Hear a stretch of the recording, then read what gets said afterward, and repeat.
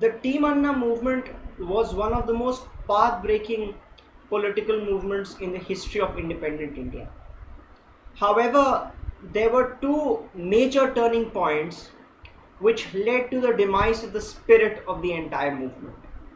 The first turning point was the monumental misjudgment which Team Anna made while campaigning in Hisar.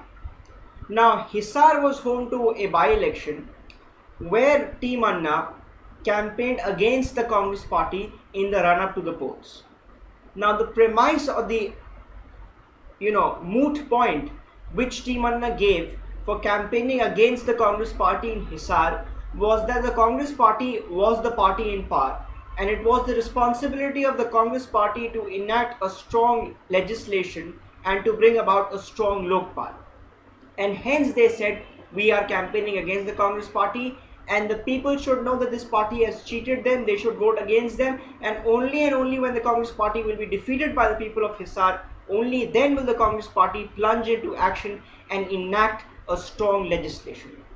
Now, what Team Anna did not realize was that the Congress party was not the one in power.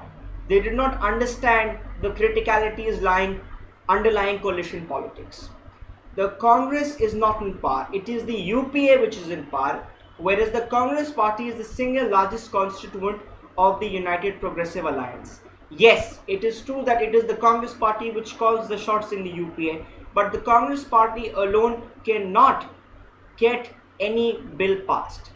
A very, very logical or a very, very real example of this limited power of the Congress party can be seen by assessing the current position of the Lokpal bill. The Lokpal bill is caught up in the Rajya Sabha merely because the Congress party does not have the numbers required to get that bill passed through the Rajya Sabha. This was the first mistake. The second mistake was in regards to shifting the base of the movement. Now, during August, Team Anna protested in Delhi and they got a huge amount of support from the Delhiites. But when the same Team Anna protested in Mumbai, they were not able to, generate that amount of support from the masses.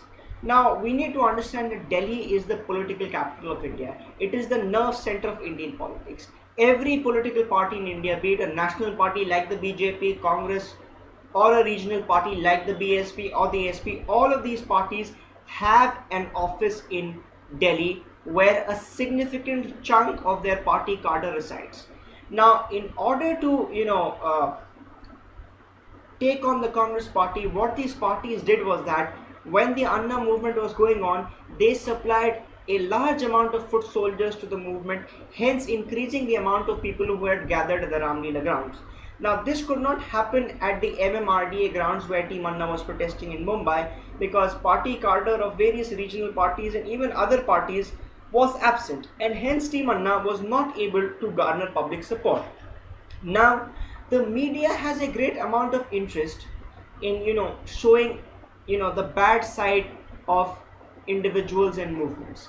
If you remember, when Hrithik Roshan was initially launched in Bollywood, the entire media in India was bashing Shah Rukh Khan in a way and saying that now this superstar, this new lad, will ultimately don the role of being Bollywood's next big thing, Bollywood's king, and Shah Rukh Khan will be, turned into a big B-grade actor. Now, similarly, the same media which till now was supporting the Anna Hazare movement, it got an opportunity to discredit the movement, to tell the people that this movement is no longer clicking, it does not have the support of the masses, and this is what happened.